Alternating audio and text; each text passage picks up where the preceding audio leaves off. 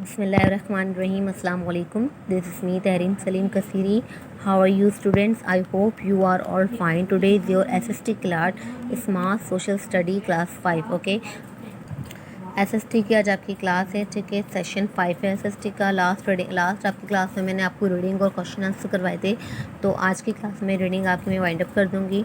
तो let we start the reading. तो सबसे पहले आप लोग पेंसिल पिक कर लें एंड मूव करते हैं आपके इंडेक्स की तरफ. Page number early civilization of the world ancient Egypt, ठीक है. इब्तदाई दौर में मिस्र की जो तहज़ीब थी वो किस तरीके की थी वो हमें बता रहे हैं. Page number 21. तो यहाँ तक हमारी रीडिंग कंप्लीट हो चुकी थी पेज नंबर 34 तक. ओके. तो आज हम पेज नंबर 35 से स्टार्ट करते हैं. तो सबसे पहले आपने यहाँ पे डेट मेंशन करनी है. आज की जो डेट है आप लोगों की ओके. तो आज की डेट है 7 सितंबर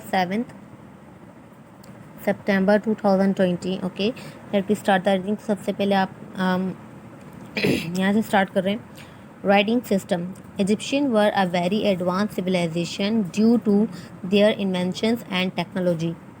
They developed a writing system called hieroglyph that combined pictures and symbol to represent different objects, actions, sounds और ideas. ठीक है. इजिप्शियन की जो तहजीब थी वो काफ़ी एडवांस थी उनकी इन्वेंशंस और टेक्नोलॉजी के लिए, ठीक है. और इनकी जो राइटिंग का जब उन्होंने अपनी राइटिंग को डेवलप किया था तो उस राइटिंग को कहा जाता था हायरोग्लिफ, ठीक है. हायरोग्लिफ सही. और जिसमें शामिल थी इस राइटिंग के अंदर जैसे शामिल थे पिक्चर्स, शामिल थे सैम्बल्स वगैरह इस राइटिंग के अंदर शामिल थे जो आपके डिफरेंट ऑब्जेक्ट को, एक्शंस और साउंड वगैरह को और प्रेजेंट करते हैं, ठीक है. इसके बाद है hieroglyph is made up of 2 Greek words, ठीक है. ये 2 ग्रीक वर्ड से ये मिलकर बना है. हायरोस का मतलब होता है हॉली और ग्लिफ का मतलब है राइटिंग, ठीक है. तो मतलब हॉली राइटिंग. मूव करते हैं नेक्स्ट पेज की तरफ. सो hieroglyphs mean holy writing. They were more than 700 hieroglyphs. Some pictures stood for whole words. They use writing in a variety of places, including scribes' schools, on temple and tomb walls, in field at war and the government. They use 3 different scripts to write. Hieroglyphs used for important and religious document, Greek writing used by the rulers, and Demotic writing used for the writing business, legal, scientific, literary and religious document, ठीक है. तो वो हायरोग्लिफ जो है उसका क्या है, इसका मतलब है कि आपकी हॉली राइटिंग है, ठीक है, जो आपके 700 हायरोग्लिफ में शामिल हैं, ठीक है. मोर देन ज़्यादा है इससे भी. और जो कुछ पिक्चर्स हैं आपके सामने यहाँ बताई जा रही है राइटिंग की. तो जो पहली राइटिंग है हायरोग्लिफ, ठीक है, वो किसी यूज़ की जाती है आपके रिलीजियस डॉक्यूमेंट के लिए, ठीक है. सेकंड के बताया जा रहा है कि सेकंड आपके रूलर्स के लिए, आपके रूल्स रेगुलेशन के लिए यूज़ की जा रही है. और जो थर्ड है डेमोटिक के लिए, ठीक है, जिसमें कौन कौन सी राइटिंग है आपकी बिजनेस की, लीगल, साइंटिफिक, लिटरेरी वगैरह जिसको आपकी डेली रूटीन में यूज़ होती हैं, ठीक है. Is said to have been written on by a group of priests in Egypt to honour the Egyptian Hurrah. It lists all the good things that the Hurrah has done for the priests and the people of Egypt.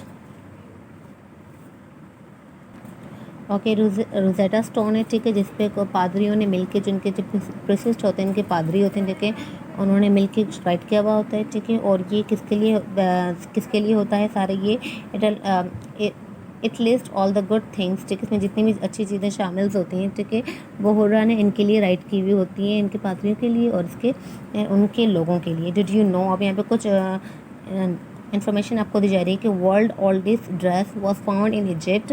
It is 5000 years old. दुनिया का सबसे पुराना जो dress है वो Egypt में find हुआ था और 5000 साल पहले का है ये, ठीक है. Egyptian man and women wore makeup, wore मतलब अप्लाई करना, ठीक है. It was thought that healing power plus it help protect their skin from the sun, ठीक है. जो इजिप्शियन के जो मैन और वुमेन है वो सोच करने से आपकी जो स्किन है, ठीक है, वो क्या हो जाएगी, बिल्कुल नरम मुलायम हो जाएगी. और इसके अलावा वो आपको प्रोटेक्ट करेगी सन से भी, ठीक है. The pharaoh kept his hair covered. It was not be seen bye regular people, ठीक है।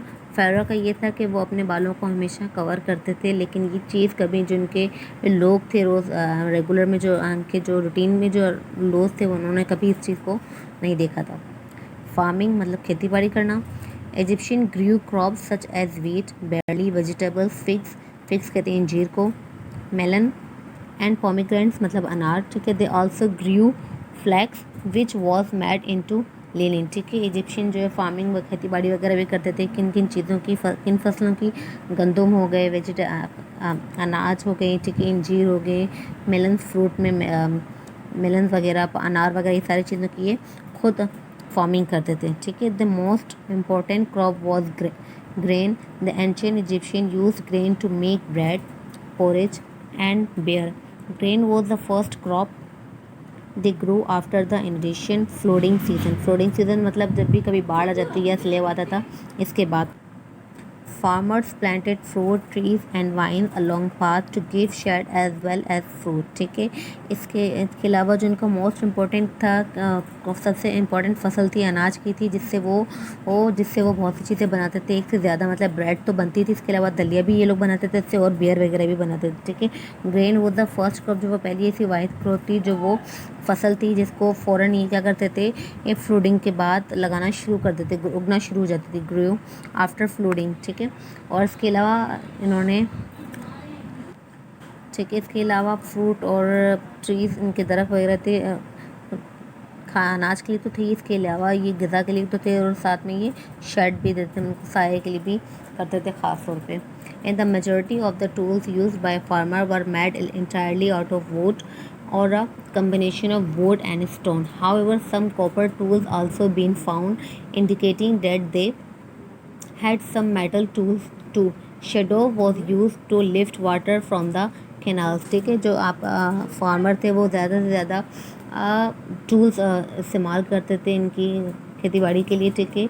और उसमें किन चीज़ों का कम्बिनेशन वो अपने पत्थर और लकड़ी के साथ इन टूल्स को इस्तेमाल करते थे।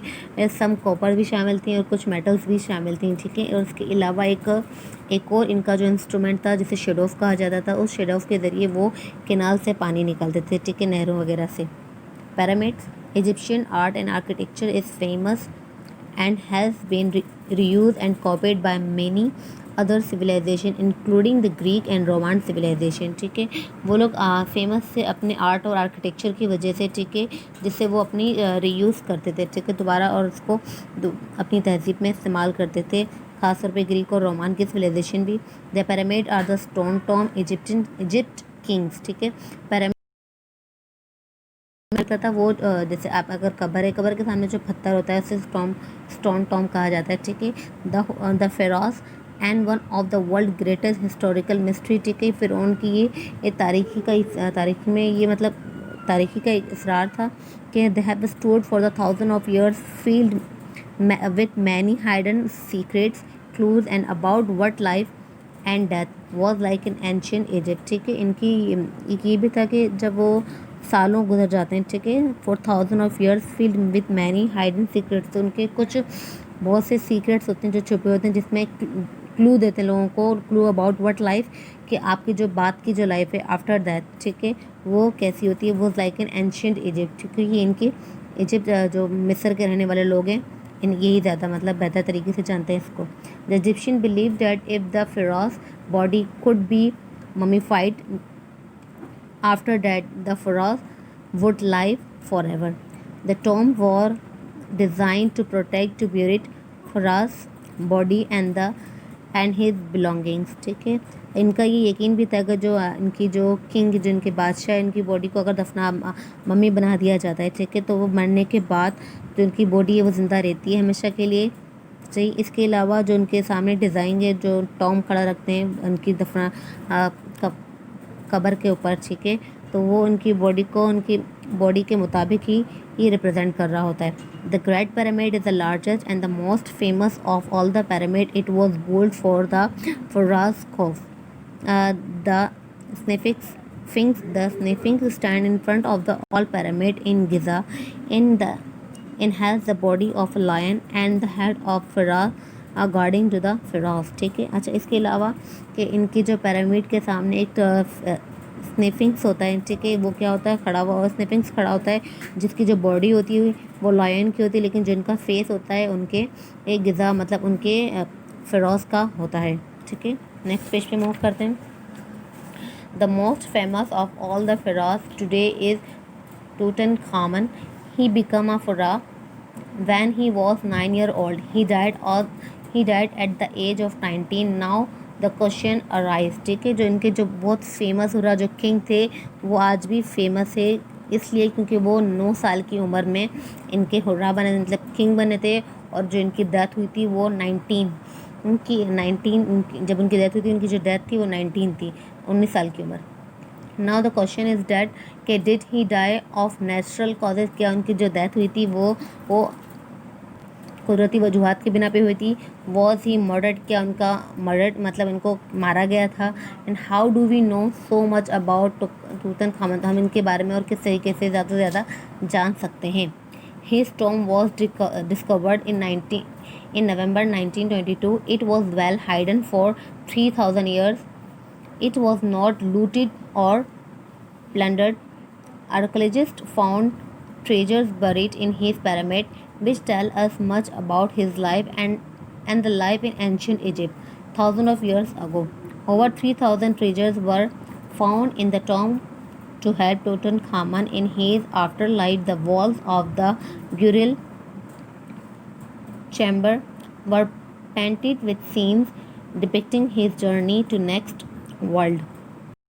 Okay, his tomb was discovered in November 1992, ठीक है। इस पैराग्राफ में ये बताया जा रहा है कि जो इनकी जो कबर थी वो 1922 में दरियाफ्त की गई थी, ठीक है, और ये 3,000 साल तक अब छुपी हुई थी। लूटेड का मतलब होता है लूट मार करना या ठीक है, या फिर इसको गायब कर देना, ठीक है।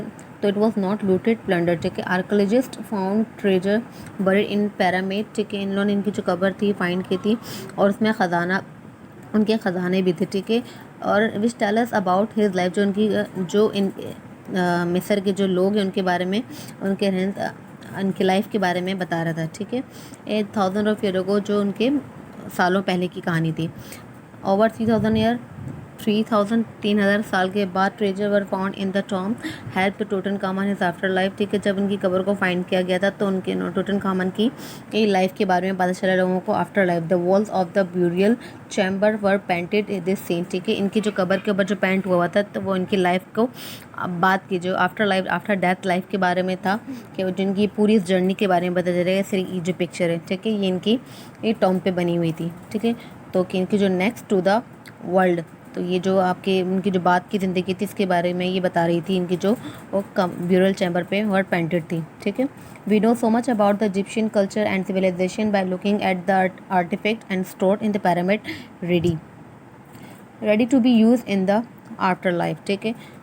तो अब यहाँ पे इन्होंने पूरा अपने बारे में, अपनी हिस्ट्री के बारे में बताया और इनकी सिविलाइजेशन के बारे में बताया कि किस तरीके से इनका रहन सहन था, किस तरीके से वो फार्मिंग करते थे, और इसके अलावा इन्होंने इनकी जो लैंग्वेजेस थी उनके बारे में बताया गया, ठीक है।